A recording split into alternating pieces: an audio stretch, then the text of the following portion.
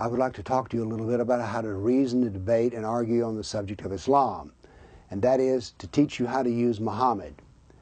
Now, most people when they think of Islam, they think of the Quran.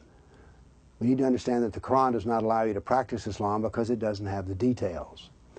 So, for instance, how does a Muslim pray? Well, not by what is found in the Quran, but instead what is found in Muhammad's perfect example, the Sunnah, S-U-N-N-A, the Sunnah of Muhammad. The Sunnah of Muhammad is based on the fact that there are 91 verses which command every Muslim to follow Muhammad in the slightest details of his life. You find this Sunnah of Muhammad, his path or way, in the traditions, which are called the Hadith, and his biography called the Sirah, S-I-R-A.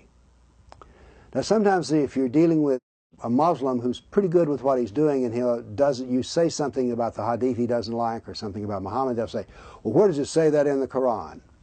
Here's where it says that in the Quran. The Quran commands in 91 verses that we're to follow the perfect example of Muhammad.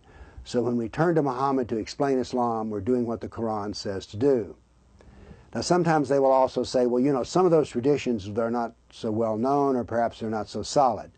But there's a special Arabic word called Sahih, S-A-H-I-H, which means genuine or authentic. And there are two collections, Bukhari, B-U-K-H-A-R-I, and Abu Muslim, that are the absolute rock-solid hadith. So if you deal with them, you're dealing with the truth of Muhammad. Now you can't understand the Quran without the Sirah. So if they would want to push away about Muhammad, they can't do that because you have to have the Sirah. Here's why. The Quran is not laid out in any sort of time order. It's laid out in the longest chapter to the shortest chapter. And there are contradictory verses within the Quran. So if two verses contradict, how do you resolve which one to use? You use the latter one. And how do we know what's latter or later? Well, simple, from the life of Muhammad. So without the Sirah, you cannot understand the Quran because you can't resolve its contradictions. Now then, if you're dealing with a Muslim and they say, well, we don't know the truth of some of these hadith, ask him this. Which of the hadith do you use? Because you do use them in your practice of the prayers and other such rituals of Islam. How do you choose the good ones from the bad ones? Well, they won't be able to tell you that. So you just tell them that what I'm going to do is I'm going to stay with the best, the most genuine and authentic traditions.